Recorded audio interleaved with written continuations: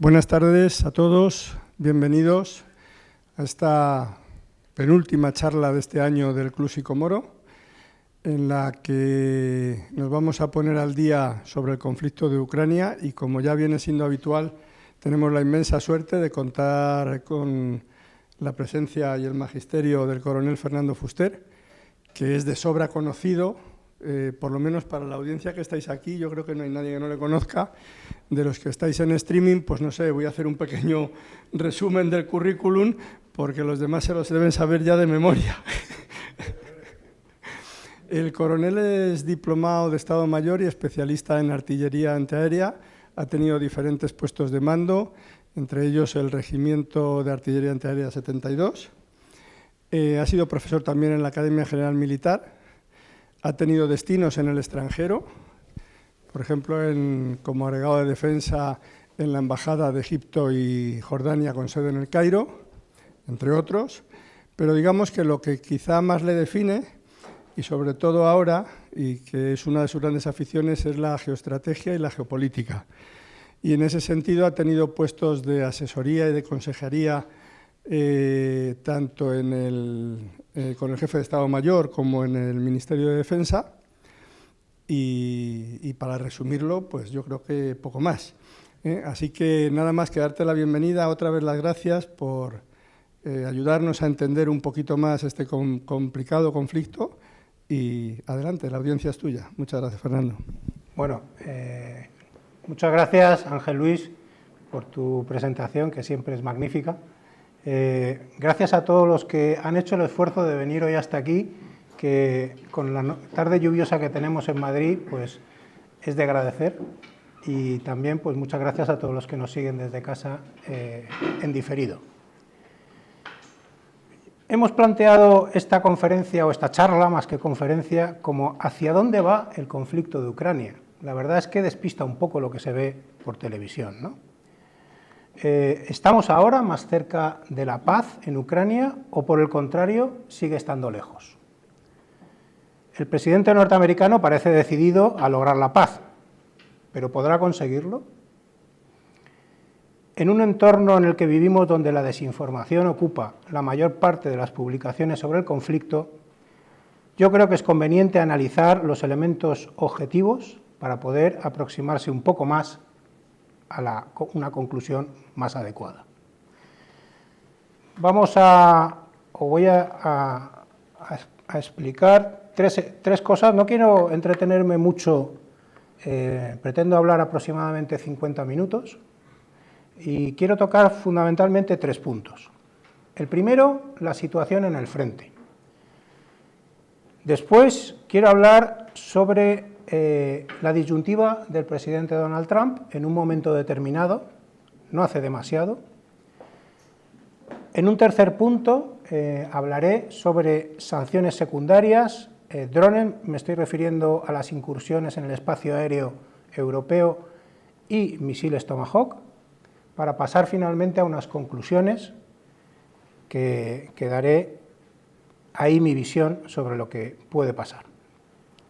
Vamos sin más, por tanto, a la situación en el frente. ¿Cómo está la situación sobre el terreno? Yo creo que en este mundo en el que vivimos del relato, pues la verdad es que la realidad del campo de batalla es seguramente la prueba más objetiva de cómo van las cosas realmente. Ucrania perdió la iniciativa en el campo de batalla tras la contraofensiva de verano de 2023. Desde entonces, hace más de 2 años, la han retenido los rusos, que han impuesto su ritmo de avance. Un ritmo de avance lento, pero sostenido, que poco a poco ha ido agotando las mejores unidades ucranianas, siendo mayor el desgaste del lado ucraniano que del lado ruso. ¿Y por qué digo esto? Por la dificultad que tienen los ucranianos de reponer efectivos. Un dato: se estima que Ucrania ha tenido un déficit de al menos 10.000 reclutas por mes en los últimos 2 años. Así, el pasado 3 de julio, el presidente ruso, en una conversación telefónica con el estadounidense, le indicó que planeaba lanzar una ofensiva a gran escala en el este de Ucrania durante los siguientes 60 días. Hablamos del verano, el 3 de julio. En aquel momento, como se ve en la imagen, las fuerzas rusas ocupaban un 18,84% del territorio ucraniano, 113.765 kilómetros cuadrados.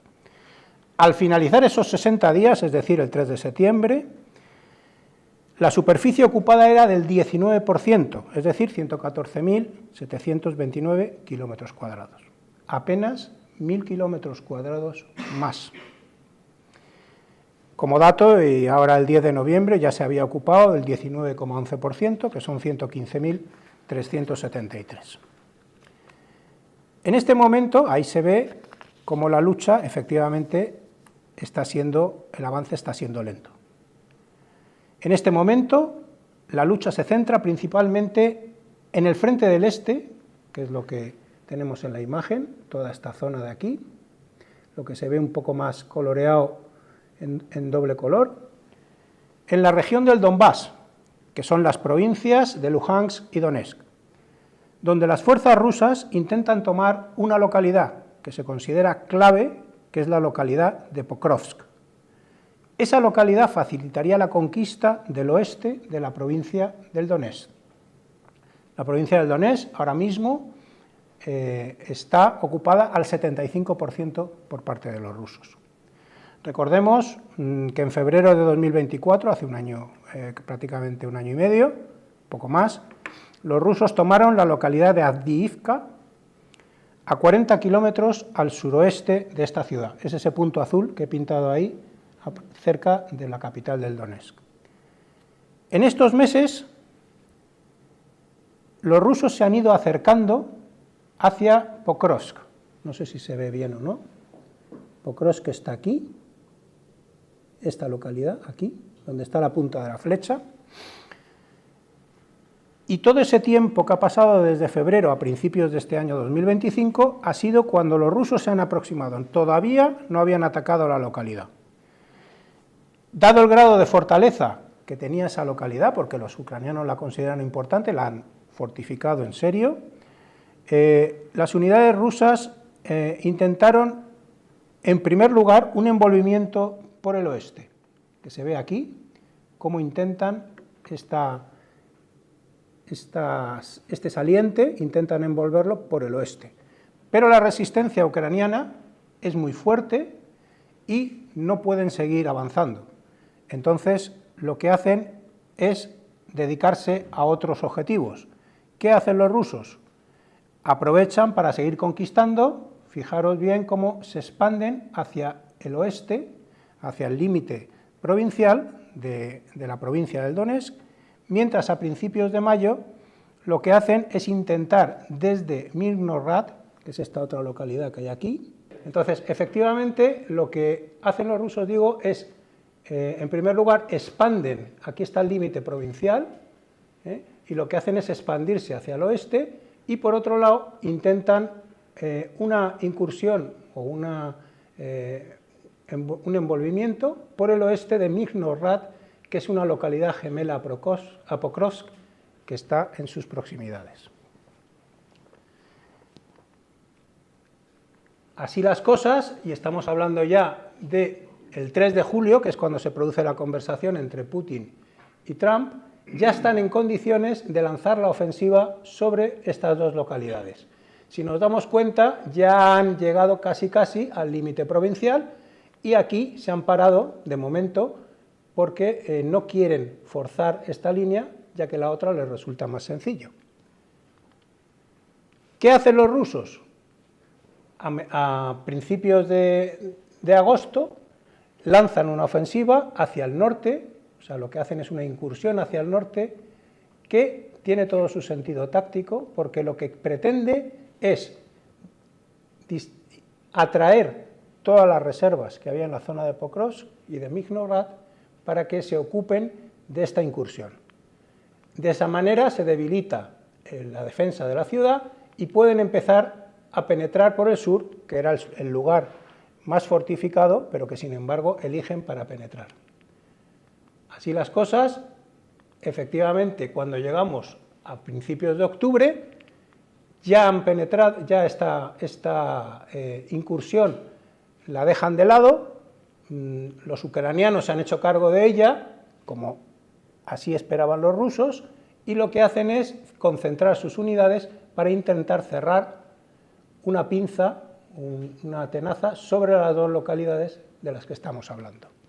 En este momento ya han cerrado 3 de los 4 lados, como se puede ver, 3 de los 4 lados están cerrados, prácticamente el cuarto, por lo que he visto yo los últimos días, esto es del día 8 de noviembre, ya casi está cerrado, pero esto ya lo han abandonado. No les ha preocupado de momento esta incursión hacia el norte.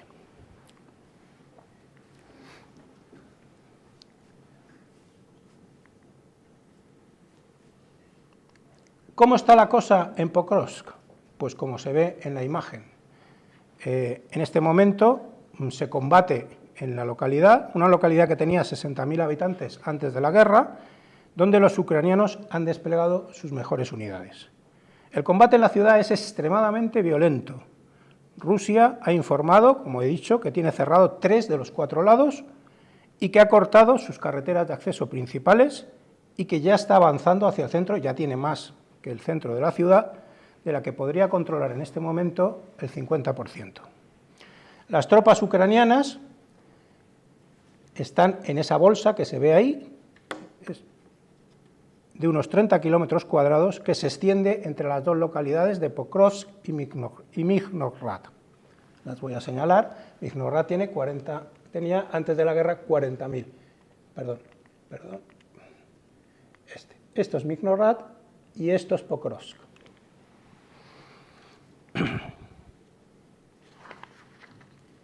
El extremo abierto de la bolsa, eso que se ve arriba, es la única vía de escape en este momento para alguna de las 3 brigadas que se encuentran en la bolsa, que tiene una salida aproximadamente de 5 kilómetros de ancho, entre los extremos izquierdo y derecho. Todos los puentes de acceso a la ciudad han sido destruidos por el ejército ruso y la evacuación de los heridos ya es una tarea prácticamente imposible. Los testimonios que recibimos, tanto de los prisioneros como de los testigos, apuntan a que los suministros de todo tipo escasean, desde municiones, pasando por alimentos, hasta agua potable. Lo único que pueden hacer los ucranianos en este momento es hacer un reabastecimiento aéreo mediante drones. Pero claro, eso no puede reemplazar el suministro de 3 brigadas que están en el terreno. Llega muy poca cosa. A pesar de todo, el mando ucraniano todavía no ha ordenado a las guarniciones de Pokrovsk y Mizhnogorod que se retiren hacia el norte. En la siguiente línea de defensa, que son unas localidades que las voy a citar: Doborpilia, Pilozerske, Novodonetsk y Oleksandriivka. Aunque es muy probable que en cualquier caso, ya si se ordena, sea demasiado tarde para una retirada segura y ordenada.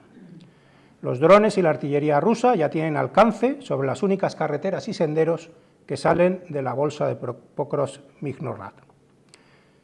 Es curioso ver cómo se repiten patrones que ya había vivido el ejército ucraniano en las caóticas y costosas retiradas de Avdiivka, Vuhledar y Sudzha.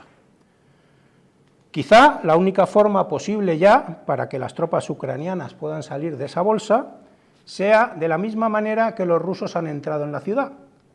Es decir, los rusos han entrado con una infiltración a pie y estos podrían salir con una exfiltración a pie en pequeños grupos de un máximo de 5 y, a ser posible, de noche. Aunque, como nos podemos imaginar, esto es extremadamente arriesgado y seguramente en la retirada tendrán que dejar buena parte del equipo pesado. Aquí he traído una imagen que no sé si se ve mucho, pero aquí hay 5 ucranianos. No es exactamente de este sitio, pero estos 5 ucranianos están intentando escapar y no sé si se ve dónde están, supongo que se ve, ¿no? Están aquí, aquí hay 4 y aquí hay un quinto. Esto acaba mal porque es avistado por un dron y son abatidos los 5.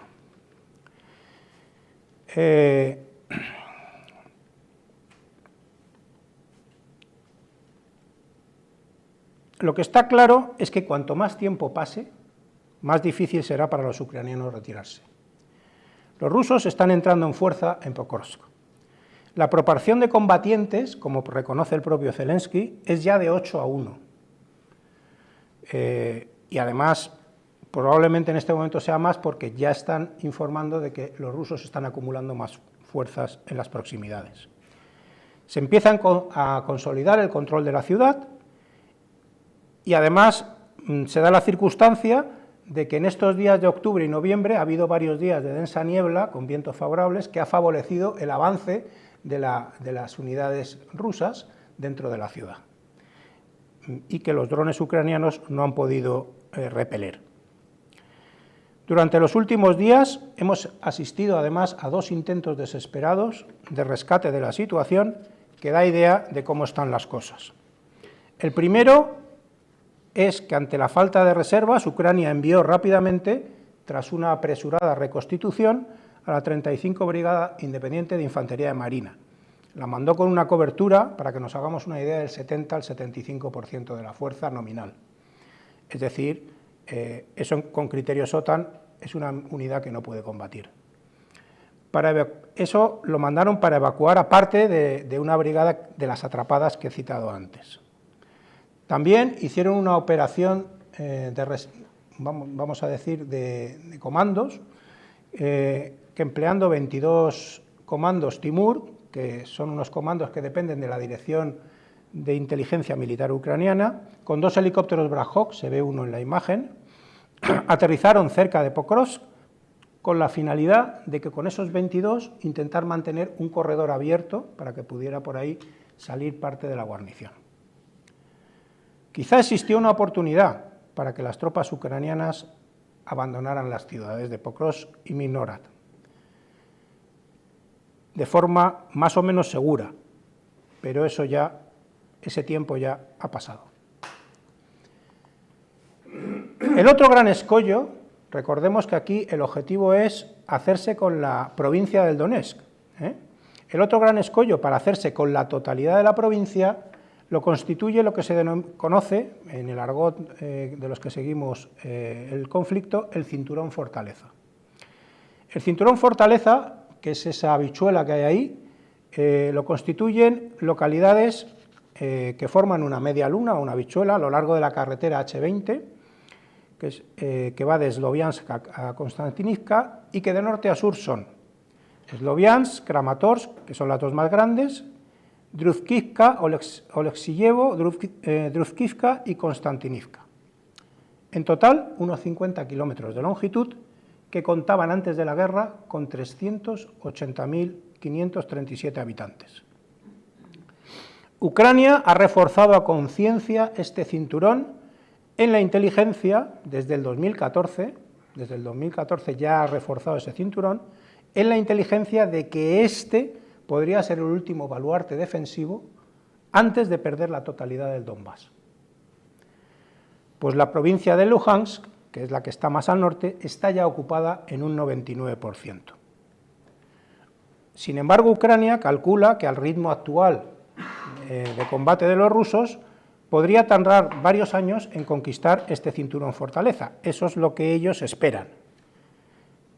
Pero si pierden el cinturón fortaleza, las fuerzas rusas se colocarían prácticamente en la frontera de la provincia de Donetsk, se colocarían ya prácticamente en la frontera, habrían conquistado todo el Donetsk y estarían en condiciones incluso de penetrar hacia Kharkov y a Dnipropetrovsk, se llama exactamente. Con la particularidad de que aquí, en esta zona, no existe posibilidad de hacer una buena defensa. ¿Por qué? Porque no hay obstáculos naturales y porque es una llanura. Entonces, la pérdida de ese cinturón fortaleza tiene consecuencias más allá del Donbass. En relación a los otros 2 óblasts anexionados, que son el de Jersón y Zaporilla, Jersón está ocupado al 69% y Zaporilla al 73%. Hay que decir que la ocupación total de ambas provincias requiere un mayor esfuerzo por parte de los rusos, al tener que conquistar las 2 capitales de provincia que todavía no tienen, y así como ocupar parte del territorio que está al otro lado del Dnieper, lo que les obligaría a hacer una maniobra táctica de mayor dificultad, que es la del cruce del río y seguir atacando. El objetivo de Rusia, de momento, en esta guerra, es esas 4 provincias. Esto nos da idea de cómo está la cosa en realidad, cómo de lejos están del objetivo. El objetivo de Ucrania es reconquistar todo lo que tienen los rusos, incluida Crimea. Ucrania cree que después de 3 años y medio, Rusia ha perdido el empuje ofensivo necesario para conquistar el resto del territorio reivindicado. Y entonces ha puesto sus esperanzas en que el apoyo europeo le permita resistir hasta que una combinación de acciones en la retaguardia rusa, están intentando hacer acciones contra las instalaciones petrolíferas, contra elementos en la retaguardia de Rusia, eso junto con las sanciones occidentales esperan que haga mella en la situación política y económica de Rusia y fuercen al presidente Putin a sentarse a negociar. Rusia, por su parte, es consciente de que está ante una guerra de desgaste y que, primero, las fuerzas ucranianas están casi al límite de su capacidad. Pues es verdad que en Pokrovsk hemos dicho una ventaja de 8-1, pero en el resto del frente no es mucho mejor. Es decir, entre 3-1 y 4 y 6-1, dependiendo del lugar, tienen ventaja tanto en personal como en equipos, como reconoció recientemente el comandante en jefe ucraniano, el general Alexander Sirski, lo que tarde o temprano acabará desequilibrando la balanza en favor de Rusia. El segundo elemento que tienen en cuenta es que en caso de prolongarse la guerra, que podría darse, los 3 elementos determinantes en una guerra de desgaste siguen favoreciendo al bando ruso, a saber, población y por ende posibilidad de reclutar fuerzas, potencia de fuego y capacidad militar industrial para seguir manteniendo la maquinaria bélica. Rusia sigue reteniendo la iniciativa en el campo de batalla y no parece que las sanciones estén afectando a su potencial militar. En resumen, Moscú está mucho más cerca de lograr sus objetivos iniciales que Kiev, a pesar de lo cual ambas partes creen que todavía pueden vencer en el campo de batalla, por lo que el conflicto se encamina irremediablemente hacia una solución militar. La segunda parte que quiero tocar, la disyuntiva de Trump, hay que decir que de todos los elementos intervinientes en la dirección del conflicto, es decir, a alto nivel, la única variable de la ecuación se llama Donald Trump. Zelensky, la Unión Europea, Putin no se han movido tan apenas de su posición inicial. El único dirigente que parece cambiar de opinión, a veces por semanas e incluso por día, es el presidente norteamericano. Pero es que la postura de Estados Unidos puede ser determinante para la evolución del conflicto. Por eso es necesario conocerla y comprenderla para saber cuál es la posición del presidente al respecto. Es evidente que Donald Trump desconocía la complejidad del problema, del conflicto, durante la campaña electoral, cuando presumía de que acabaría con la guerra en Ucrania en 24 horas o incluso antes de llegar a la Casa Blanca. Pero poco a poco se fue topando con una realidad tozuda a la que se ha ido adaptando según su intuición estratégica. No obstante, sí ha mantenido alguna postura inalterada, como que nunca quiso heredar este conflicto, del que culpa a su antecesor, que siempre lo ha considerado inútil o que cree que esto aleja a Washington de su verdadero interés estratégico, que es contener a China. Por eso no es de extrañar que inicialmente de las 3 líneas estratégicas que seguramente se barajaron, que son seguir con la estrategia Biden, implicarse directamente en el conflicto o forzar un acuerdo de paz, siempre haya preferido la tercera. Y de ahí su empeño y sus esfuerzos por cerrar el conflicto cuanto antes. Así, tras una primera conversación con el presidente ruso el pasado 12 de febrero y asumir que Kiev estaba perdiendo la guerra, intentó presionar para lograr un acuerdo que acabó en un tenso encuentro, que es lo que está en la imagen, que todos recordamos, con el presidente Zelensky en el despacho Oval el 28 de febrero. El decidido respaldo de los aliados europeos al presidente ucraniano y las dilaciones del presidente Putin llevaron a trasladar la presión de Trump de uno a otro a lo largo de estos meses. A medida que iba digiriendo y comprendiendo la realidad de la contienda, también manifestó su descontento con los europeos, que eso siempre lo dice, pues su intuición, que nunca ha ocultado, es que el problema es un problema europeo que deben resolver los europeos.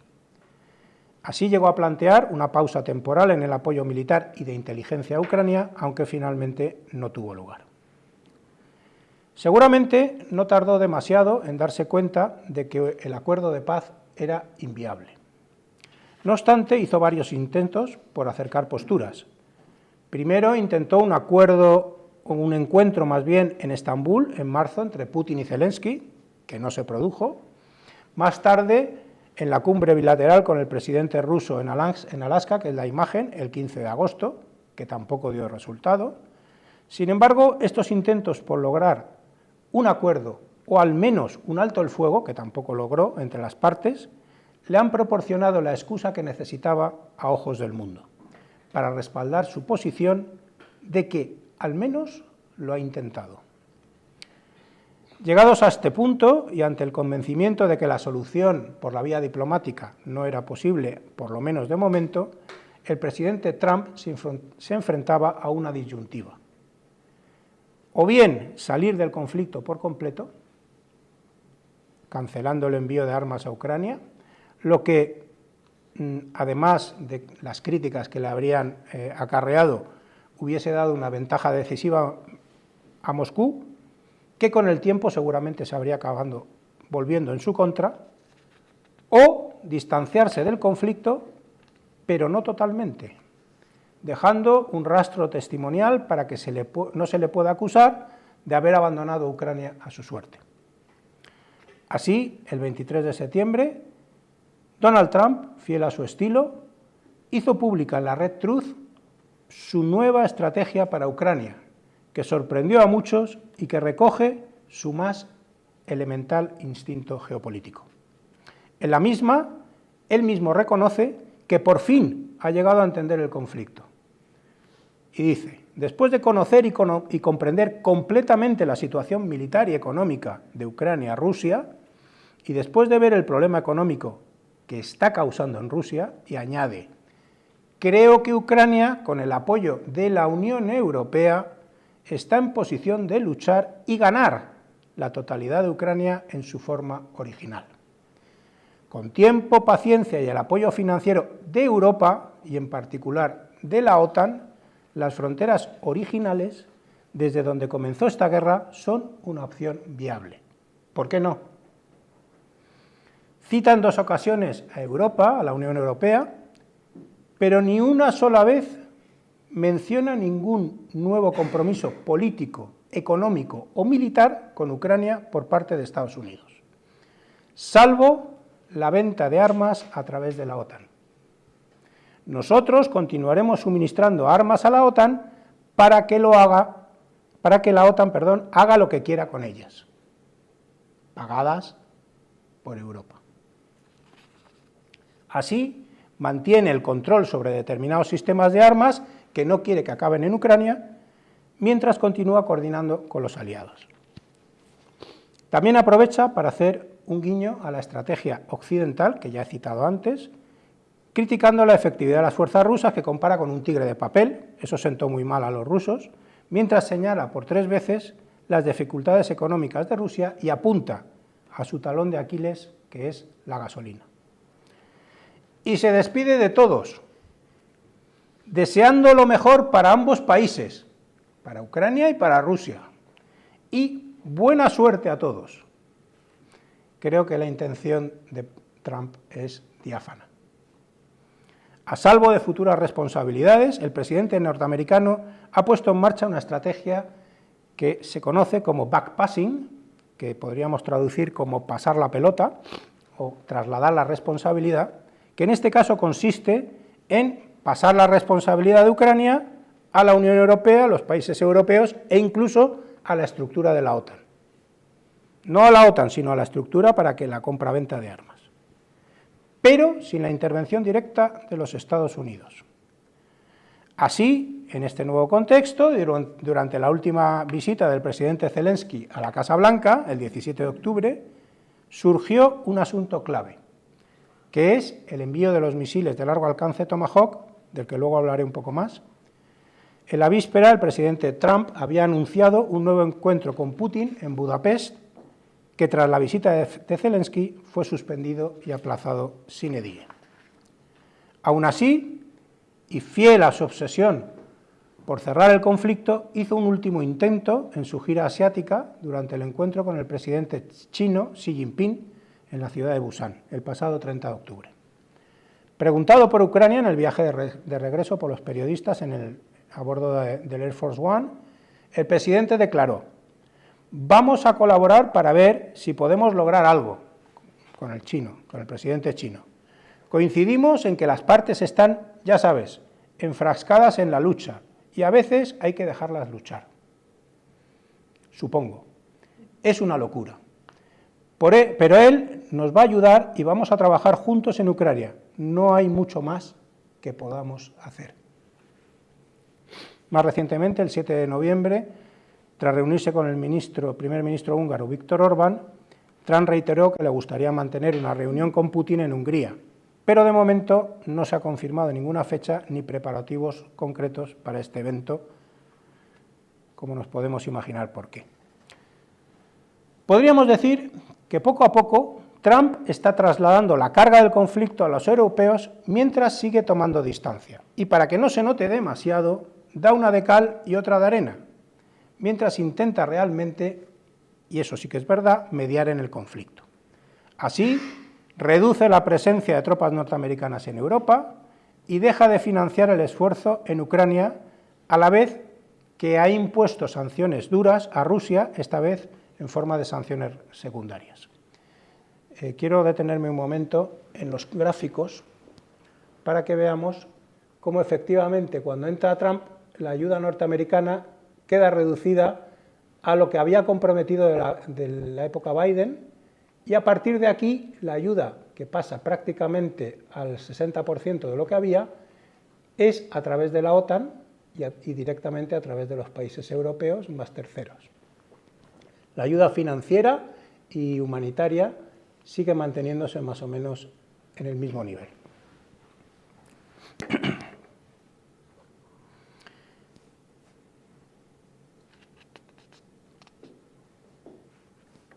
Hablando de sanciones secundarias, y ya pasamos al tercer punto, perdón.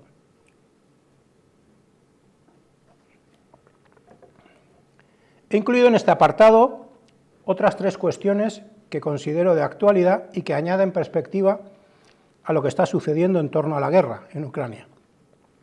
La primera que quiero tocar es la de las sanciones secundarias, que desde mediados de julio Washington estaba amenazando con imponer sanciones secundarias a Rusia, que recuerdo que las sanciones secundarias consisten básicamente en penalizar no a Rusia, sino a los terceros países que comercian con Rusia.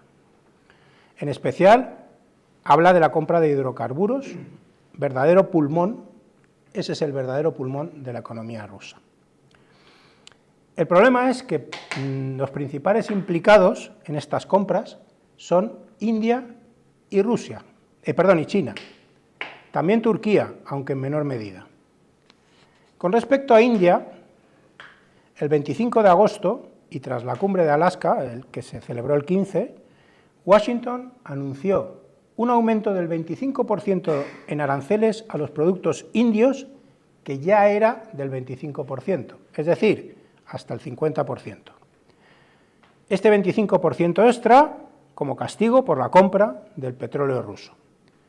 Nueva Delhi importaba antes de la invasión de 2022 aproximadamente un 2% de petróleo ruso, que ha llegado a representar cerca del 40%, casi 2 millones de barriles diarios, siendo el principal comprador de crudo ruso transportado por vía marítima. La respuesta a este incremento de aranceles por parte del presidente indio, Narendra Modi, no se hizo esperar. Rechazó en 4 ocasiones las llamadas del presidente Trump, según informa la revista alemana Frankfurter Allgemeine Zeitung, mientras desde Nueva Delhi se acusaba a Washington de hipocresía por no hacer lo mismo con China, el mayor comprador de petróleo ruso. Curiosamente, Estados Unidos lleva, y esta es la cruz de la moneda, 25 años cortejando a India a través de la iniciativa Quad, que es el diálogo de seguridad cuadrilateral en el que participan Japón, Estados Unidos, Australia e India. Esta iniciativa, que se restableció en noviembre de 2017, está considerada como uno de los pilares estratégicos en la contención de China. Y como es lógico, India juega un papel central en la misma. La imposición de sanciones a India puede tener un efecto rebote que haga tambalearse el apoyo de Nueva Delhi a Washington en Asia. De ahí que el presidente Modi se encargara, además de no cogerle el teléfono, de mandarle un recado a su homólogo norteamericano con ocasión de la cumbre de la Organización de Cooperación de Shanghái, que es la foto, celebrada el 31 de agosto y 1 de septiembre, mostrando a los 3 líderes de China, Rusia e India más unidos y en sintonía que nunca. Sin embargo, tras el anuncio de las nuevas sanciones del Tesoro norteamericano del 22 de octubre pasado a Rosneft y Lukoil, se ha comenzado a frenar la importación de petróleo ruso por parte india, aunque no se ha cancelado por completo. Continúan comprando a través de intermediarios y no sabemos si esto será una postura definitiva o buscarán la manera de sortear las sanciones. El gobierno indio siempre ha mantenido una postura pragmática. Da prioridad a su seguridad energética del país, de 1.400 millones de habitantes, y a los descuentos por las compras del petróleo ruso, que resultan muy interesantes para ellos. No obstante, seguramente la sangre no llegue al río, porque Washington y Nueva Delhi tienen pendiente concluir un nuevo acuerdo comercial este otoño, que ya se está acabando, y el presidente Trump ya ha anunciado el pasado 6 de noviembre que las conversaciones comerciales con India van bien, insinuando una posible visita a India el próximo año o incluso antes, que debería ser antes, porque si se celebra la cumbre prevista de los Quad en 2025, tenía que ser este año en India.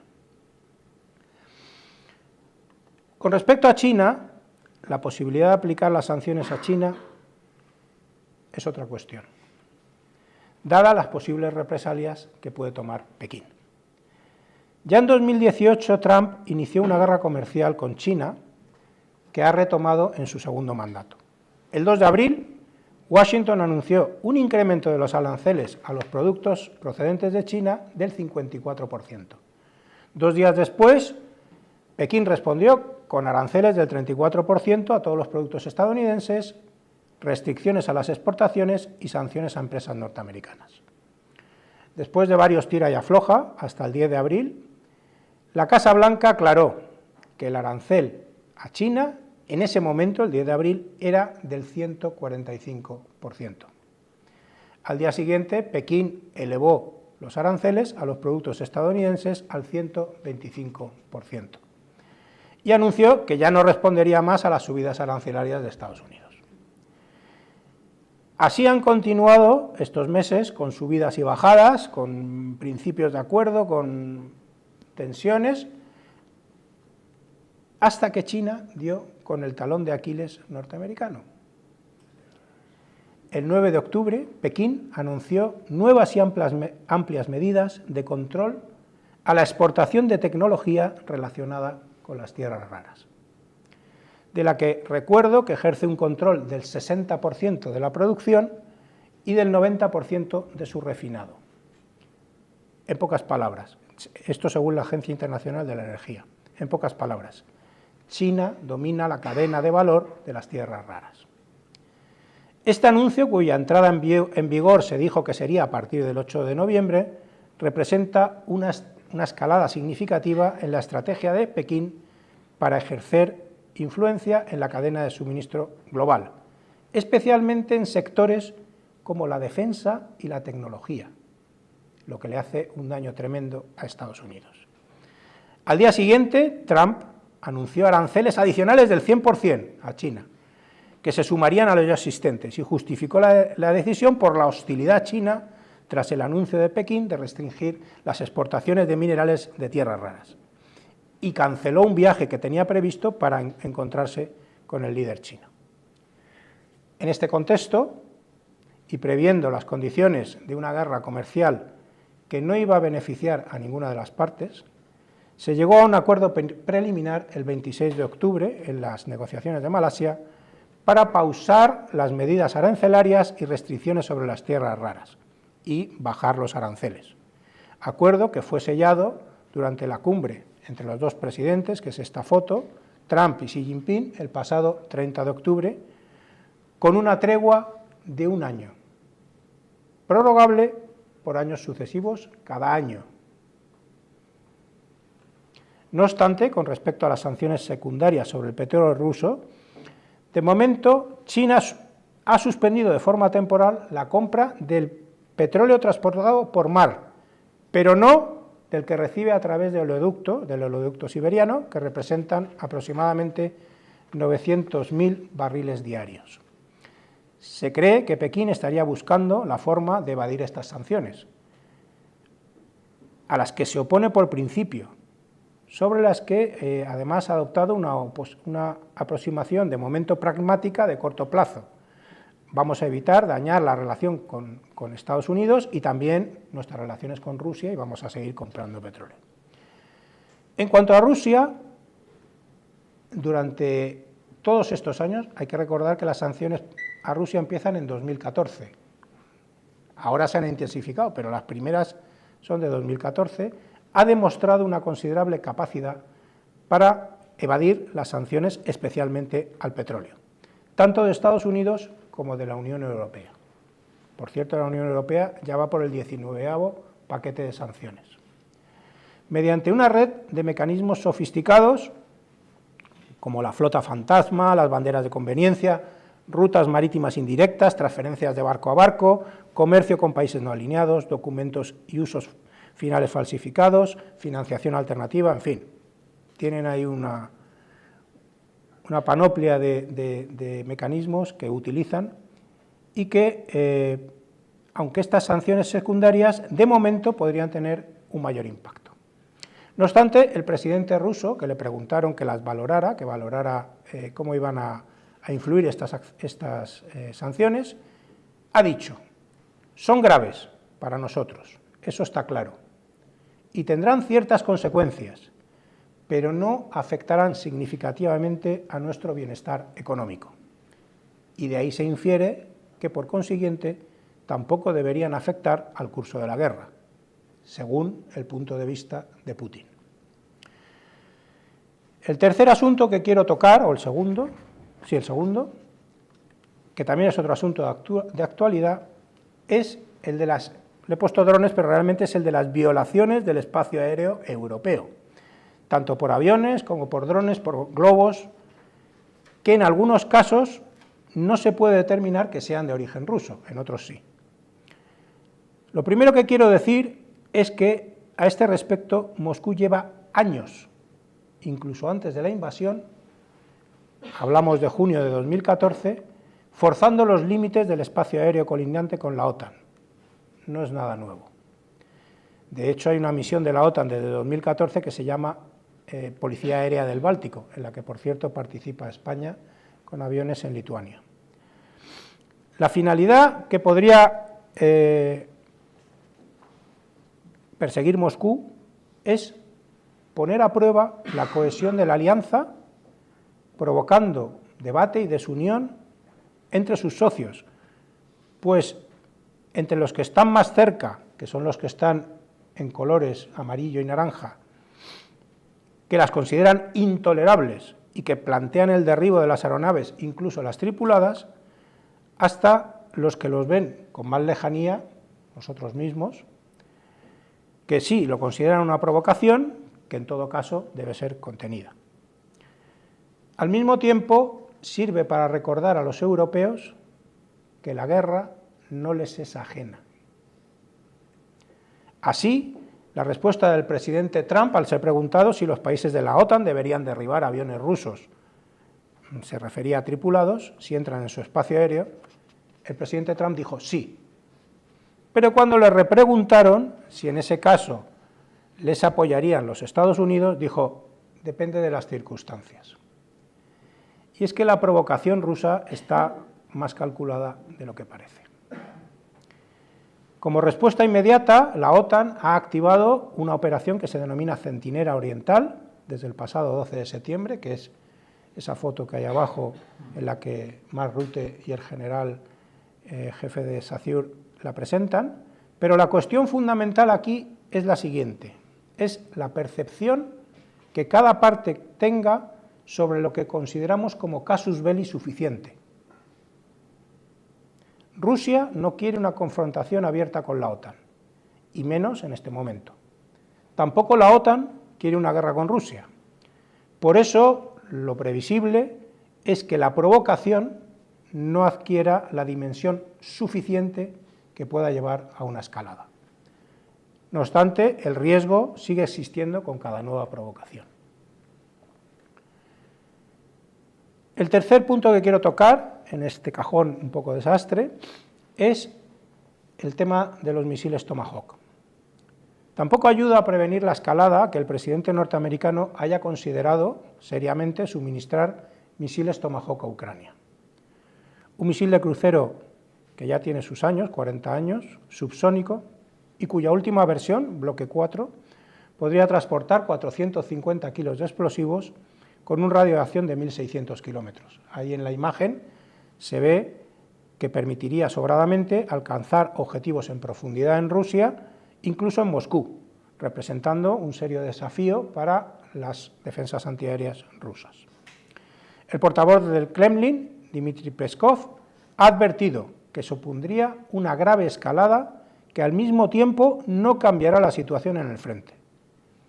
Los rusos sospechan, y así lo han declarado, que el empleo de estos misiles requiere la participación directa norteamericana, dada la sofisticación que tienen estos misiles, el software que tienen y los equipos asociados a su empleo, entre otros satélites que deben proporcionarle información.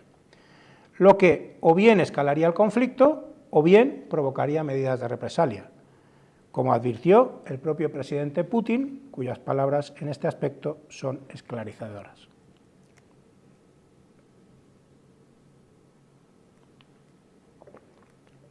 Y dijo, es un intento de escalada, pero si se llevan a cabo ataques contra territorio ruso con este tipo de armamento, la respuesta será muy grave, si no contundente. Que se lo piensen dos veces. Aunque Donald Trump estuvo considerándolo durante semanas, este envío, finalmente y a pesar del visto bueno del Pentágono, en la noticia que hay en la parte de la derecha arriba, ese misil no es un Tomahawk, es un ATACMS. Finalmente, y a pesar de este visto bueno, Donald Trump descartó el envío, pues considera que tanto Estados Unidos como Rusia son conscientes de que puede haber un riesgo serio de escalada. En todo caso, y más allá de la aprobación final, hay que poner en duda que estos misiles puedan alterar significativamente el curso de la guerra, como ya pasó con los ATACMS, con los F-16, con los carros de combate.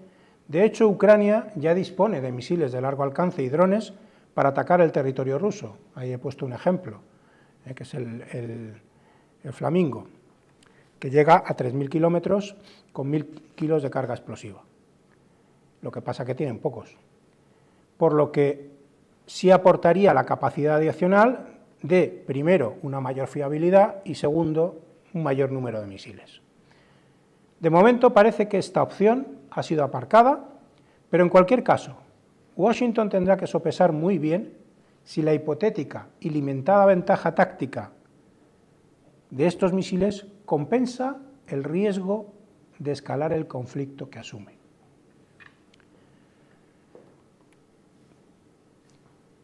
Voy a las conclusiones, y más o menos me he ajustado al tiempo, creo.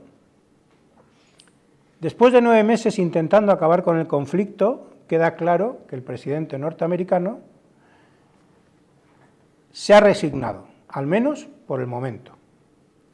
Mientras está tomando distancia y trasladando la carga de la ayuda a Ucrania a los europeos, lo que obliga a Europa a incrementar su aportación económica si quiere que Kiev siga teniendo opciones no de ganar, sino de resistir.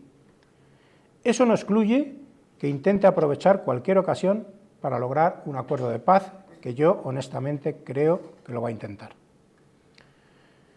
En cuanto a una solución militar, podría ser lenta, como estamos viendo hasta ahora, que es lo más probable, dado el ritmo de progresión ruso, o muy rápida, si cierta combinación de factores provocaran el colapso del frente ucraniano, que, aunque es poco probable, no podemos descartar por completo. En cualquier caso, y dado que ambas partes se perciben mutuamente como una amenaza existencial y mantienen objetivos maximalistas en la guerra, rusos y ucranianos van a continuar luchando hasta el límite de sus posibilidades. Pero cuanto más dure esta guerra, mayor será el potencial de escalada, como vemos ahora con las provocaciones aéreas rusas o con el suministro de misiles Tomahawk. Y una reflexión del mariscal de campo británico Lord Richards, que es mariscal de campo honorario, porque el mariscal de campo son 5 estrellas en el ejército británico y se concede de forma honorífica a los más destacados oficiales generales. Dice Lord Richards: Ucrania no puede vencer a Rusia y debería negociar la paz con el Kremlin. Ucrania ha recibido falsas esperanzas por parte de sus aliados occidentales y no podrá triunfar sobre Rusia a menos que las fuerzas de la OTAN se unan al conflicto. Y añade, lo que no sucederá, pues para la OTAN no representa una amenaza existencial. Los aliados de Ucrania le han fallado a Kiev. Lo que hemos hecho en el caso de Ucrania es alentar a la lucha, pero no darle los medios necesarios para ganar. En mi opinión, esta reflexión, fruto de muchos años de experiencia y de un nivel elevado, es bastante acertada y creo que resume bien cómo estamos en este momento. Muchas gracias.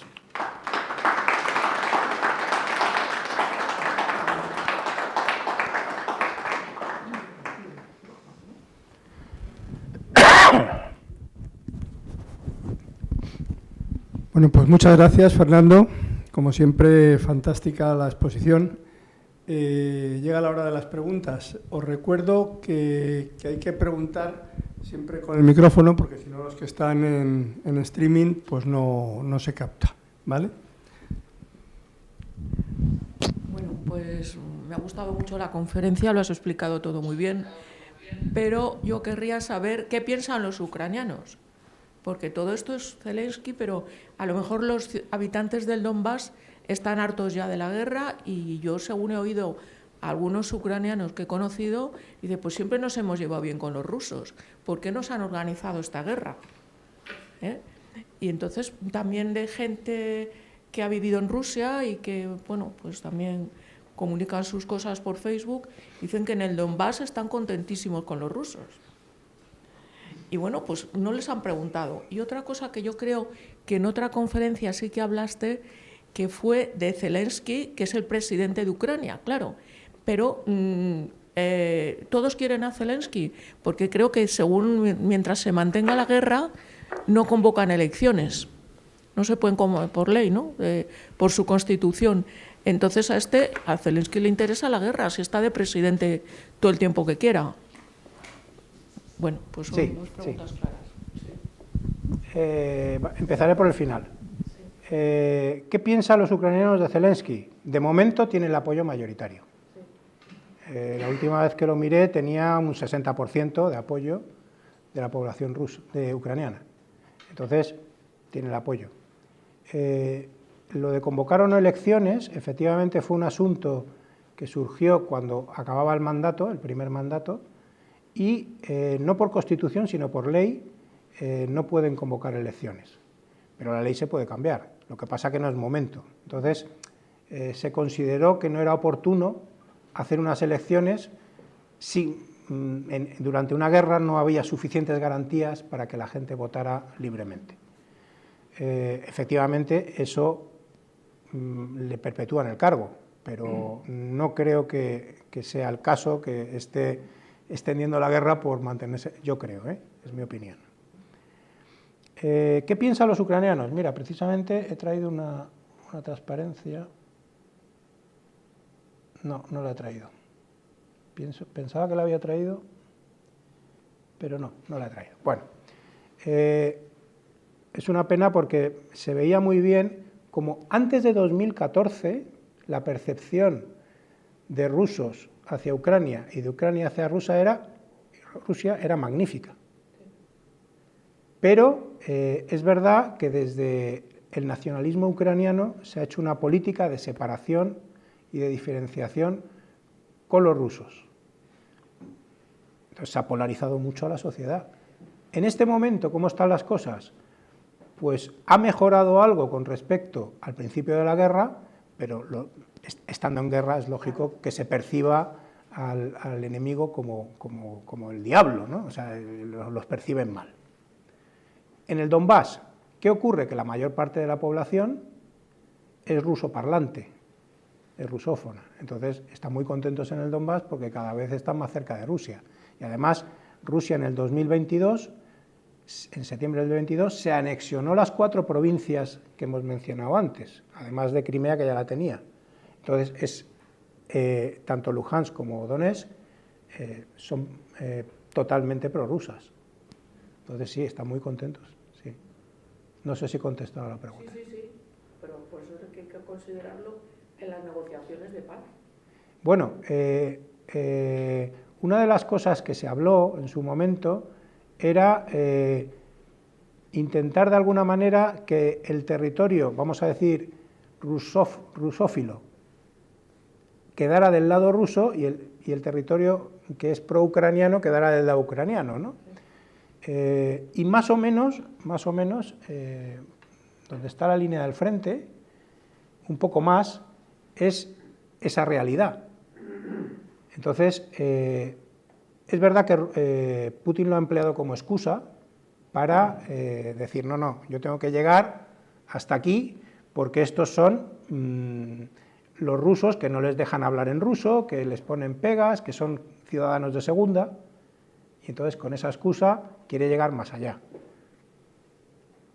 Pero bueno, es verdad que en un momento determinado Ucrania tuvo una política hacia los rusoparlantes que no era precisamente, vamos a decir, amistosa. Yo primero quiero agradecerte, como siempre, la charla, porque siempre nos transmites una visión actualizada que no teníamos. En segundo lugar, aunque no es mi pregunta, pero... más para acá, a ver, es aquí. Aunque es una reflexión sobre la última pregunta que te han hecho, poner en tela de juicio la legalidad del presidente ucraniano, teniendo a Putin enfrente, que se dedica, sabemos lo que hace con sus adversarios políticos, que se los cepilla, y que es un autócrata, me parece absurdo. Y ya yendo a mi pregunta real, yo tengo una duda existencial, conociendo, como tú muy bien nos has contado, cuál es la política de Trump en esta materia, ¿para qué le sirve a los europeos la OTAN? Si es como dice él, Europa tiene que resolver sus problemas y tenemos la guerra aquí en Europa, ¿para qué queremos la OTAN? ¿Para defender Japón? ¿Para defender Estados Unidos? Bueno, ya sé que en el corto plazo no es inevitable, pero en el largo plazo me gustaría que respondieras tú, si es que puedes, a esa pregunta, porque yo no lo entiendo que no sirva para nada la OTAN. Vamos a ver, el tema es que Ucrania, como bien sabes, no está en la OTAN. No está en la OTAN. Entonces, las garantías de intervención, vamos a decir, de poder ayudar a Ucrania desde el punto de vista de la OTAN, son cero. no estás. Otra cosa es que políticamente se haya decidido por los dirigentes de nuestras naciones el apoyar, pero la OTAN como OTAN no está en el conflicto. Dicho lo cual, ¿para qué sirve la OTAN? Hombre, sirve para mucho. Es garantía para muchos países, entre otros el nuestro. ¿Por qué? Uno, porque si bien es cierto que si atacan, por ejemplo, Polonia, tendríamos que intervenir, pero si atacan España, también intervienen los demás. Sí, sí. El artículo 5 que dice que un ataque contra uno de los países miembros es considerado como un ataque a todos los demás, a los 31 que hay ahora. Entonces, claro, esa garantía de seguridad es muy fuerte. Por eso Putin lo que más teme es a la OTAN. Y el conflicto de Ucrania proviene de que se quiso incluir a Ucrania en la OTAN. Ese es el origen verdadero del conflicto. Y luego hay una dimensión, perdón, que es la dimensión nuclear. Todos los países que estamos en la OTAN, que no tenemos armas nucleares, estamos bajo el paraguas de los que sí las tienen, que en este caso son Francia, el Reino Unido y Estados Unidos. Entonces, hombre, yo creo que a nosotros nos da una garantía de seguridad importante. También es cierto que nos obliga a unos compromisos. Pero bueno, esto es siempre quid pro quo, las cosas que hay que poner en la balanza. Si ahora mismo está clarísimo lo que planteas, pero si de acuerdo con la filosofía de Trump, Europa tiene que defenderse a sí misma, pues entonces ya habrá que crear otra organización paralela que sea una defensa europea con las mismas garantías, pero sin Estado, porque si no, resulta que vamos a tener que defender a Estados Unidos a la larga, o a Japón. Eso es un poco lo que los dirigentes europeos, empezando por la presidenta von der Leyen, están viendo. Dice, este señor igual mañana nos dice adiós, y si nos dice adiós, Europa tiene que defenderse, la Unión Europea tiene que defenderse. De ahí el plan ese de Europa 2030, de hacer esa inversión fortísima que se quiere hacer en Europa, en armamento, pero claro, un ejército no se construye, se estima que para construir una fuerza creíble en general, partiendo más o menos de los mimbres que tenemos ahora, pues tardar 10 años. Entonces, hombre, necesitamos unos cuantos años todavía estar en la OTAN. Bueno, en general todo, el armamento, construir el ejército... No depender de otros países. No, claro, pero... Para armarnos nosotros. También la dimensión nuclear, no nos olvidemos de eso tampoco. Que sí, que tenemos a Francia en la Unión Europea, pero solo Francia. Sí. Reino Unido no. No, ya no está. Una última cuestión. Sí. De toda la exposición que has hecho, no has hablado de la guerra híbrida y a mí me gustaría que lo tocara de alguna manera. Vamos a ver, el concepto de guerra híbrida, que por cierto se le atribuye al jefe de Estado Mayor ruso, es un concepto de, sin utilizar fuerzas, vamos a decir, con el uniforme y con las insignias de tu país, realizar acciones, vamos a decir, que no parezca que sean del origen que realmente son, ¿no?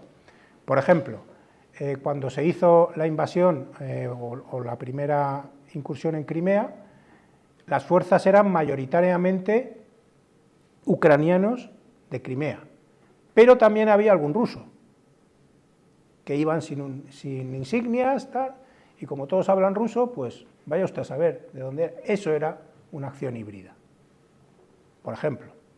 Entonces, lo que están haciendo ahora con los drones, muchos lo consideran una acción híbrida. ¿Por qué? Pues porque no se sabe muy bien de dónde salen, si de un barco y con una bandera de conveniencia, aunque el dron sea ruso, y luego analizas los restos, pero tampoco ves que sea ruso.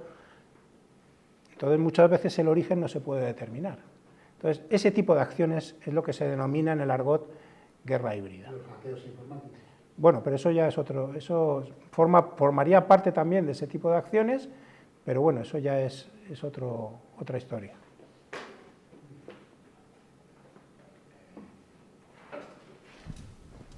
El general, que no te lo he dicho, es Valery Gerasimov, es el padre del concepto, que es el que ahora mismo es el jefe de Estado Mayor de Rusia. Sí, nada, Fernando, pues bueno, aquí tienes varias felicitaciones en el chat. Te voy a leer pues 3 preguntas y tú bueno, las respondes como te parezcan. Los dos las hace José Pedreira, bueno, Sí. José Pepe, y bueno, te plantea, ¿es posible ante la debilidad que ante la debilidad de Ucrania decida seguir hasta anexionarse la totalidad del país, como suponemos que se refiere a Putin? Y la segunda es, ante la posición de Trump de que Europa debe solucionar sus problemas, sus propios problemas, ¿tiene sentido que Estados Unidos siga en la OTAN?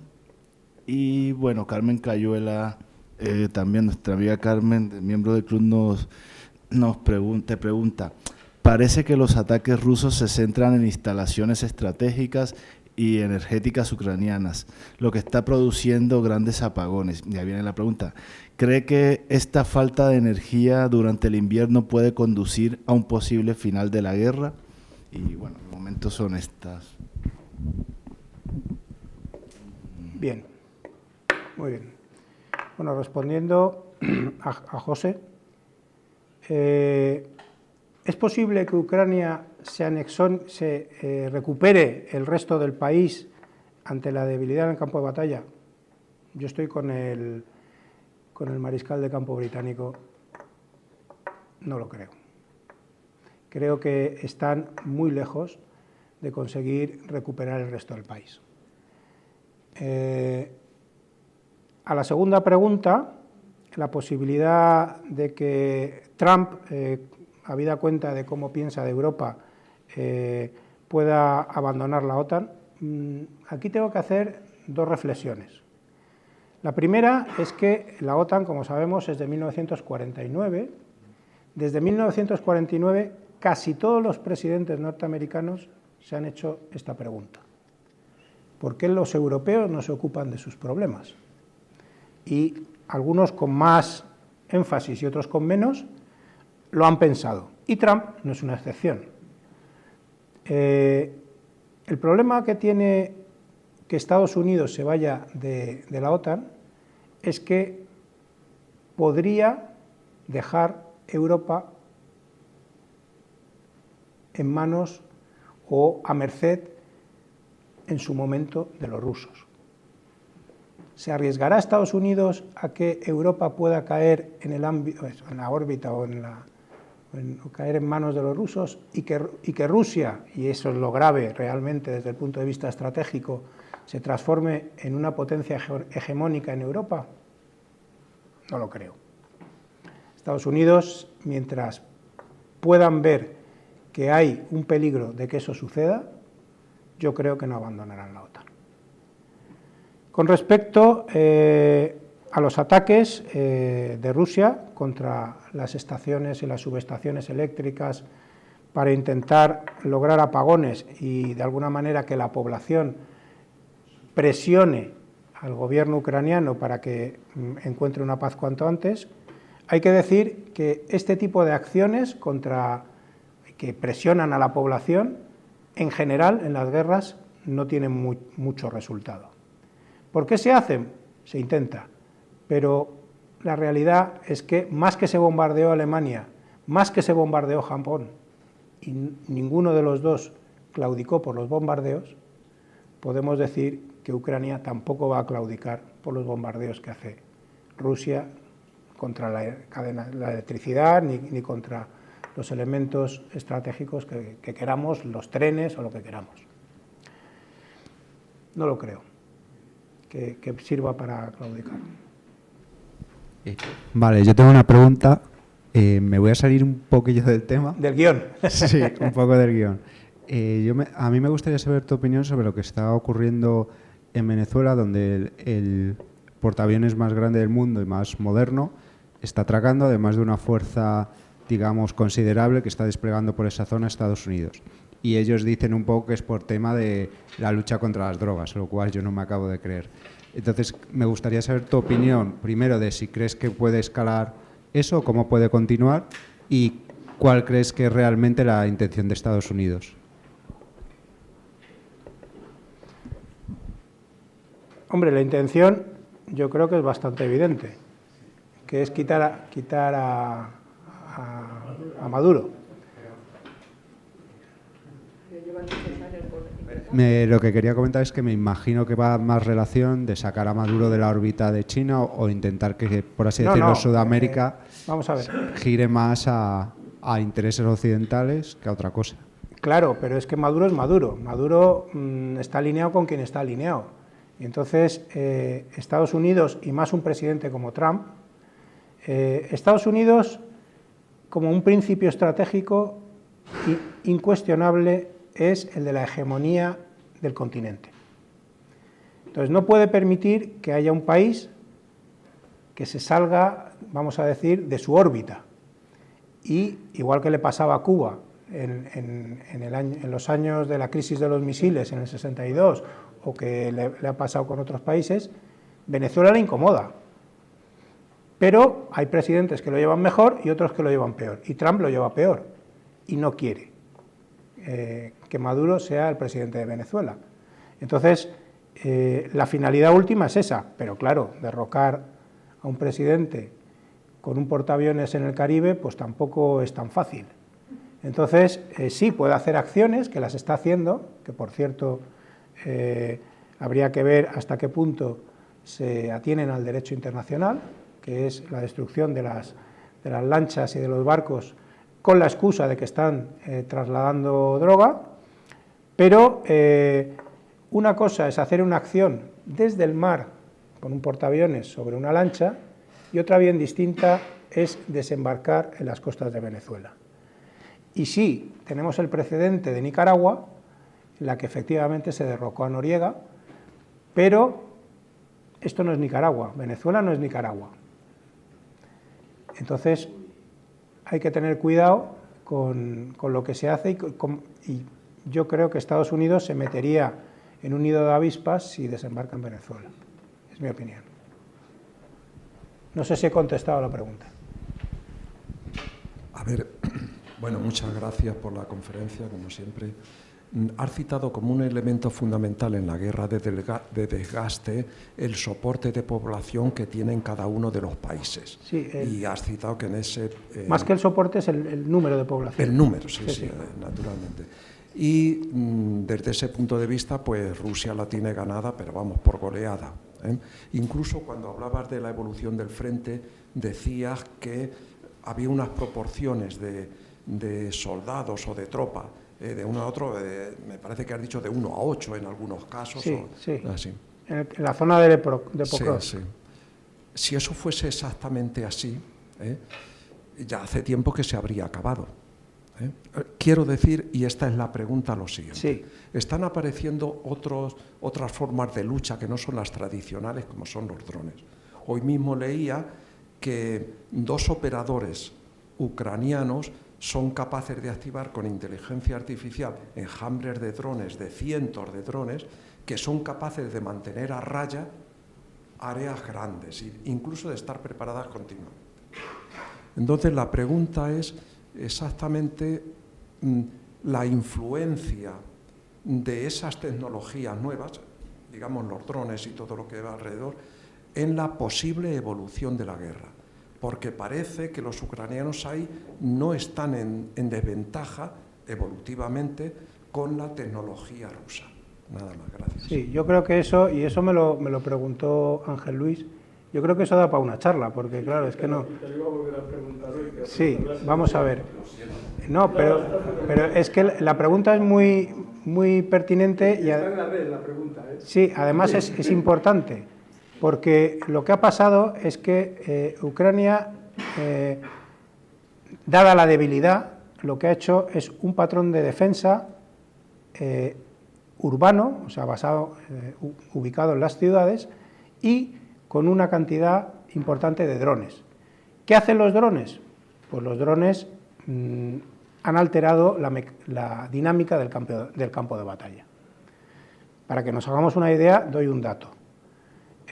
Antes lo que más bajas producía era la artillería. La artillería, con diferencia, era el arma principal, digamos, para causar bajas a la parte contraria. Hoy los drones causan el 70% de las bajas en combate en Ucrania. El 70%, según la OTAN. ¿Cómo han alterado esto? Pues ahí habría que explicarlo un poco mejor, pero ¿qué ocurre con los drones? Primero, son baratos, son fáciles de manejar, encima se ha establecido un sistema a base de puntos que los chavales que manejan los drones, los soldados, se motivan unos a otros para cazar, vamos a decir, al enemigo, carros de combate, vehículos, incluso personas a pie. Pero verdaderamente ha revolucionado, por lo menos en Ucrania, el combate, totalmente.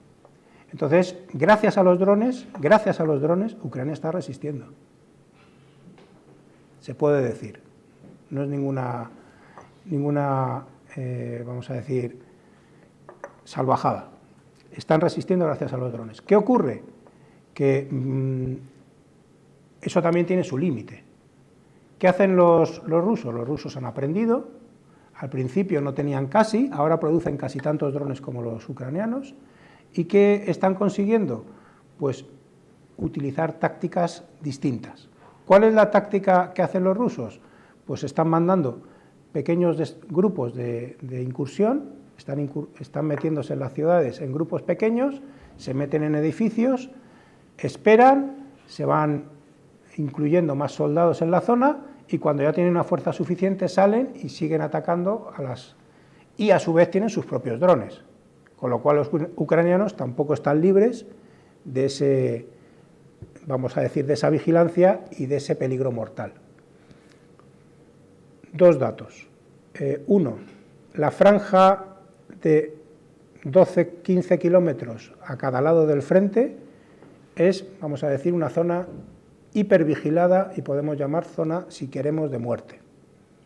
Ahí, incluso salir al baño desde una trinchera puede ser motivo de que te caiga un dron encima, porque están permanentemente en el aire vigilando. Y en el momento en que sale alguien, o de la casa o de la trinchera, le cae un dron. La red está plagada de vídeos en los que se ve eso, precisamente. ¿Qué decir de un vehículo? O sea, un vehículo que se mueva en esa zona, rápidamente es localizado y abatido. Entonces, es muy difícil, eso justifica un poco el progreso de los rusos en el campo de batalla, es muy lento. Es muy lento. Pero también es cierto que los rusos tampoco se lanzan contra la pared, por muy rusos que sean, para ser abatidos. Entonces lo hacen de una manera mucho más, vamos a decir, artesanal. Eso cambia la táctica desde el punto de vista militar vamos a decir, de los asaltos de infantería tradicionales con carros de combate y con vehículos de combate de infantería. Ha cambiado. El dato que iba a decir, de los 31 Abrams que los norteamericanos mandaron a Ucrania, 19 ya están destruidos. Eso da idea de hasta qué punto los tienen guardados los demás, porque ya no los quieren sacar. No sé si he contestado la pregunta. Y doy pie a que, si queréis, venga un día a hablar de los drones. Sí, vamos, tenemos para el año que viene, es uno de los objetivos que tenemos en el club, traer charlas sobre cómo ha cambiado la dinámica en el campo de batalla, todo, tanto desde el punto de vista ofensivo como defensivo. Sí. Todo el tema de drones. Yo tengo dos preguntas, sí. Fernando, que aunque no lo parezcan, va ligada una con otra. Una es, lo has mencionado, pero no has profundizado, que habría ciertas condiciones para que la posible solución militar, has dicho, puede ser muy lenta o muy rápida. ¿Cuáles son esas condiciones que tú ves para que sea muy rápida? Es decir, básicamente, ¿qué condiciones crees que harían que pudiera haber una solución militar rápida? Y la segunda es, ¿qué probabilidades le das a que, dado que es una guerra de desgaste, a que el frente evoluciona muy lentamente, etcétera, etcétera, se produzca un conflicto congelado. Es decir, un alto el fuego sin reconocimiento de derechos territoriales, con una frontera congelada, pues tal y como esté en ese momento. Sí. Bueno, las condiciones para que se dé lo que se denomina en el argot militar un colapso. Cuando una fuerza colapsa es Alemania en la Primera Guerra Mundial. Quiere decir que automáticamente el ejército, que sea, en este caso el alemán, perdió el interés por combatir y dejó de combatir. ¿Qué quiere decir el colapso? Que desaparece la defensa en este caso, desaparecería la defensa de Ucrania. ¿Cuándo se produce el colapso? Cuando desaparece la voluntad de combatir. ¿Por qué puede desaparecer la voluntad de combatir? Pues porque tú veas que no hay futuro y los ucranianos empiecen a percibir que no hay futuro, que no hay manera de revertir la situación, que no hay un día después, que están combatiendo para mañana, pero mañana y pasado mañana ya no está. Y aquí te voy a dar algún dato más, que este sí que lo he traído, me parece, sí. Ahí tienes.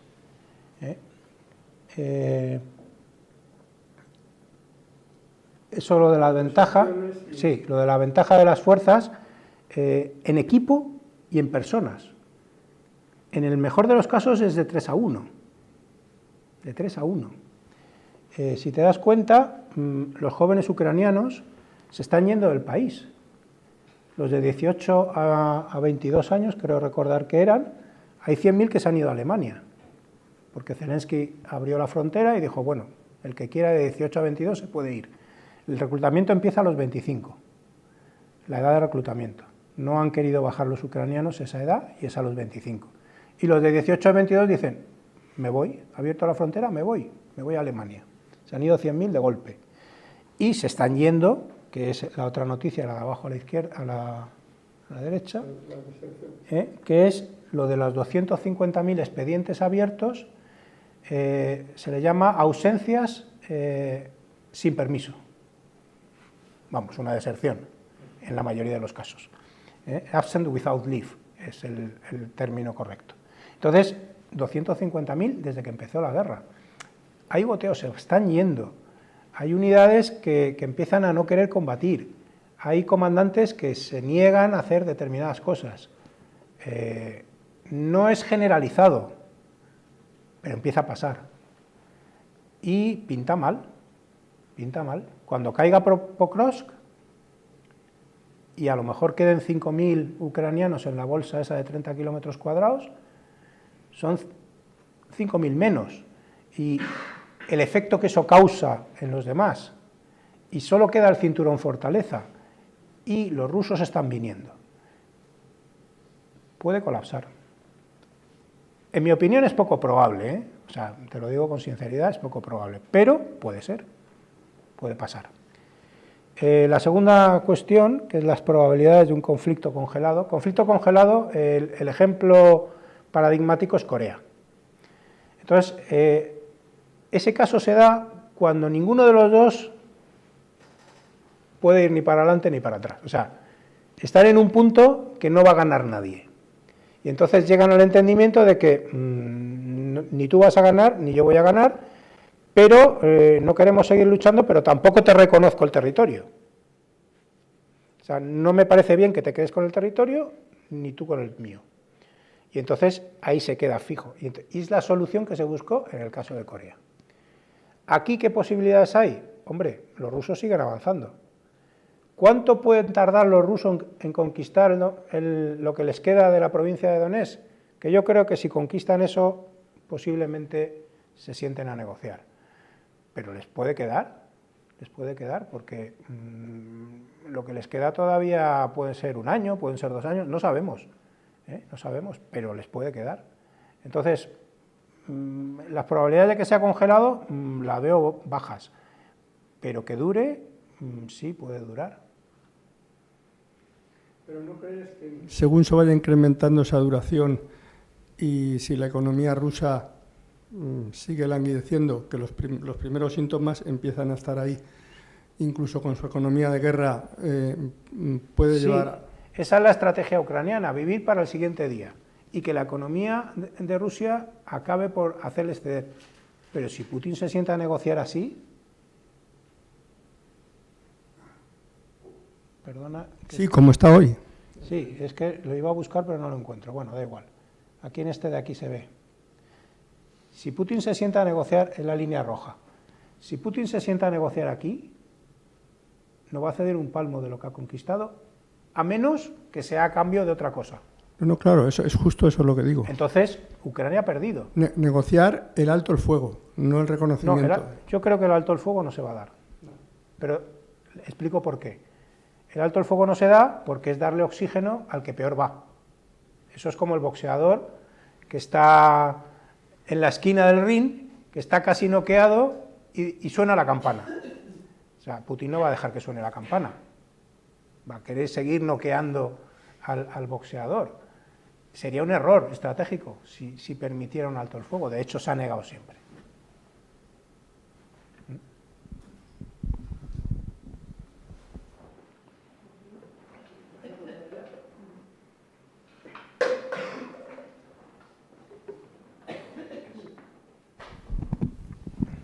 Yo también quería... Se ha caído la pila. No. Ah, sí, está bien. Algo ha caído, sí.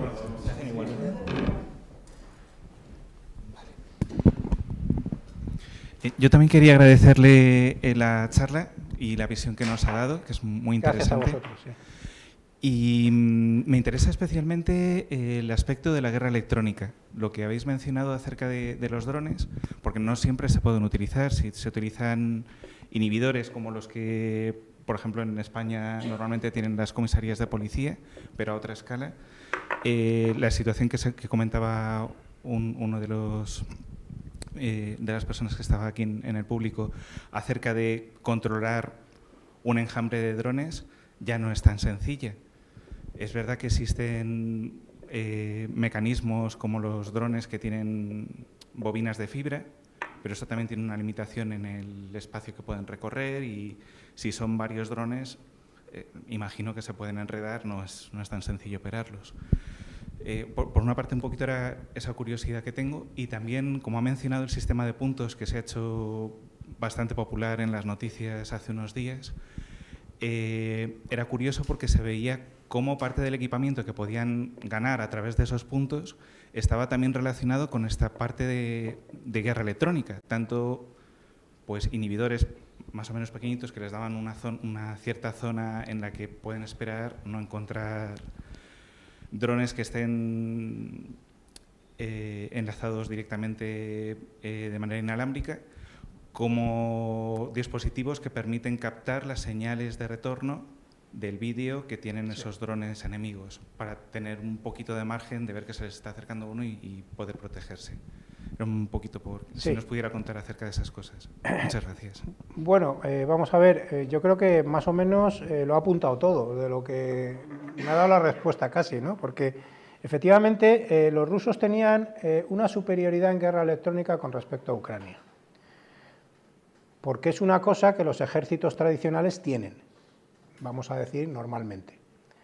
Entonces, esos inhibidores, esas frecuencias que podían interferir los rusos, de lo que es el control del dron, pues les permitían al principio bajar a tierra los drones ucranianos en determinadas zonas. Pero no era la panacea, porque había que también delatar la posición, y si yo empiezo a interferir con un sistema de guerra electrónica, automáticamente le estoy diciendo a voces al que está enfrente, estoy aquí. Y las probabilidades de que me caiga en menos de 5 minutos una andanada de artillería son altísimas, entonces me tengo que mover. Entonces puedo entonces tienes que jugar un poco a todo eso. Entonces no es la panacea la guerra electrónica, es verdad que en el ambiente, vamos a decir, de paz, cuando se ven esa gente que está con un fusil así raro, como con antenas y cosas, eso es un inhibidor direccional, ¿no? para un dron, pero la solución que se ha buscado efectivamente es la fibra óptica. Y entonces se le ha colocado una bobina de fibra óptica al dron y lo lanzan con la bobina de fibra óptica de modo que ya es ininterferible. Es verdad que eso tiene sus limitaciones, a su vez, porque con la bobina tú puedes recorrer una distancia, la que sea, y no puedes andar dando vueltas, y etcétera, etcétera. Pero se ha demostrado que funciona y hay fotografías de campos enteros llenos de fibra óptica de los drones que han circulado por ahí. Esa es una de las cosas. Lo del enjambre de drones. Bueno, aquí hay una cosa importante que es el enjambre. El enjambre lo manejan 1 o 2, pero claro, tú tienes que de alguna manera orientar al enjambre. Incluirle la inteligencia artificial a esos drones es dejar la voluntad del operador en manos del dron. ¿Qué se ha hecho con inteligencia artificial, por ejemplo, en Ucrania? En Ucrania lo que se ha hecho es, hay un sistema, creo que se llama Clearview, que es un sistema de identificación facial, que lo que se ha hecho ha sido coger todas las fotos de gente joven rusa que colgaba en las redes sociales y tal, y las han metido en la base de datos de Clearview. Entonces, cuando un ruso supuestamente ucraniano ha intentado desplazarse por el interior de Ucrania, las cámaras lo han captado y lo han enganchado. Para eso se ha utilizado. El dejar que el dron elija, por ejemplo, ¿qué podría hacer el dron? El dron con inteligencia artificial podría elegir equipos que solo tiene Rusia y atacarlos. Vehículos, carros de combate, lo que sea. Que luego eso tiene su dificultad porque Ucrania también tiene parte de equipo que también tiene Rusia, ¿no? Pero bueno, entonces eso sí se podría hacer y podrías dejar, pero claro, el problema es que actualmente el equipo está casi guardado, o sea, lo sacan poquísimo, es lo que he comentado de los carros de combate. O sea, ya no hay esas oleadas de carros, esas oleadas de vehículos de infantería atacando las ciudades, atacando los exteriores. O sea, prácticamente hemos vuelto al combate a pie. Entonces, claro, ¿cómo identificas a un ruso? ¿Por el uniforme? ¿Por el patrón del uniforme? Sí, podría ser, pero tiene sus dificultades también. Yo creo que esto es un experimento, yo también he leído esa noticia, y efectivamente, bueno, pues es un experimento de a ver si pueden multiplicar la capacidad de los ucranianos. No sé cómo saldrá, lo veremos en los próximos días, semanas, pero de momento esto es novedoso, es efectivamente de hace unos pocos días. Y lo del sistema de puntos he apuntado, pero no sé cuál es la pregunta. Que el sistema de puntos... Sí, no, simplemente que me resultó curioso que se les diera más equipamiento a aquellas personas que habían sido más eficaces a la hora de combatir al enemigo. Y que dentro de las cosas que les ofrecían había bastante equipamiento de guerra electrónica. Claro, lo del sistema de puntos, que también lo hacen los rusos, los ucranianos lo que hacen es puntos para la unidad, de manera que con esos puntos tú puedas comprar otros drones o otros sistemas de armas, los que sea, en una tienda online que solo tienen acceso los que están en el campo de batalla, y con eso tu unidad va mejorando. Y entonces te motivas a los compañeros, y ¡ay, qué bien! Vamos a conseguir este dron que es mucho más eficiente, etcétera, etcétera. Eso es lo que hacen y funciona bien, porque además con gente joven que está haciendo la guerra desde, vamos a decir, un lugar oculto con unas gafas que ve el campo de batalla en primera persona, FPV, entonces prácticamente, salvando la frivolidad, es como si estuviera en un videojuego. Es triste decirlo, pero es así. Y entonces, claro, eso les funciona bien a los ucranianos y también a los rusos. Pero los rusos, ¿con qué premian? Con dinero. En vez de poner puntos, dan dinero.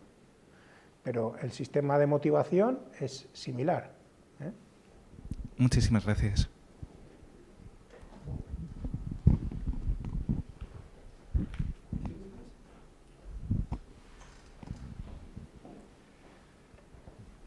Bueno, Fernando, pues para terminar simplemente es que la pregunta que ha realizado el compañero me ha surgido la última, si es que no hay más. El tema de los enjambres de drones he leído también, y no sé hasta qué punto es así, y tú como artillero seguramente que tienes una opinión cualificada, una de las cosas que persiguen es saturar de fuego el campo, por decirlo de alguna manera, de manera que el contrario no tiene posibilidad de reaccionar porque ha saturado el campo con posibles objetivos. Como son baratos... Sí, pero es que, bueno, la saturación, todos los sistemas de armas tienen una capacidad, todos.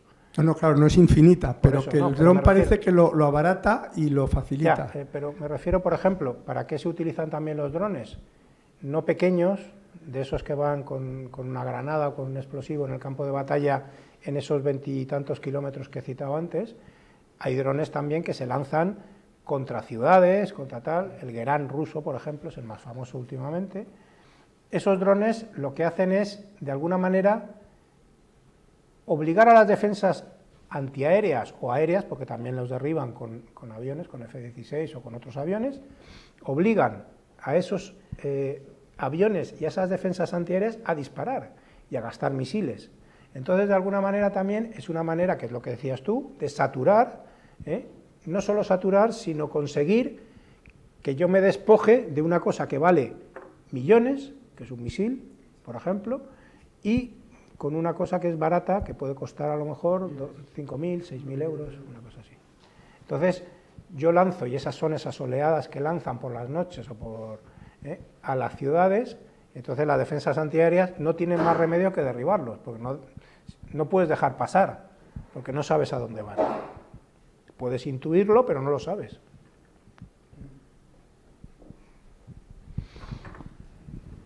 Perdona, Fernando, una pregunta que ha surgido también de lo que has comentado cuando has dicho la posibilidad del colapso por la falta de moral de las tropas. ¿Y qué pasa del lado ruso? Porque no creo que la moral esté por las nubes. La diferencia fundamental es que los ucranianos que están luchando, la gran mayoría de ellos, están luchando desde hace 3 años y pico, 4, casi 4. Y los rusos van rotando. Esa es la gran diferencia. Entonces sí, hombre, eso es una cuestión importante desde el punto de vista de la moral. ¿Qué moral es más elevada? No sabemos. Lo veremos con el paso de los días. No hay que minimizar la moral de combate ucraniana, que es alta, ¿eh? Claro. Ha sido alta y la prueba evidente es que ha resistido hasta ahora. Pero, a juzgar por los datos que he proporcionado, Ucrania tiene un problema serio de reclutamiento, claro, pero serio hasta el punto que van a los gimnasios a cazar a la gente, y a las paradas de los autobuses va gente a cazar. ¿Usted qué edad tiene? ¿Qué no hacen? ¿Por qué está aquí? No está en el ejército. Así, hay gente que se queda en casa encerrada para no salir. Pues tengo entendido que a los rusos tampoco, a diferencia de los ucranianos, no les dejan salir de su país. No les dejan salir del país, pero sí van voluntariamente. Bueno, pero... Van voluntariamente y reclutan, siguen reclutando, razonablemente bien. Eso da un poco idea de lo que decía, ¿no? Bueno, pues parece que ya no hay más preguntas, ¿no? En la red tampoco. Otra vez, muchísimas gracias, Fernando. Ha estado fantástico tanto la exposición como el debate. Muchas gracias a vosotros. Muchas gracias.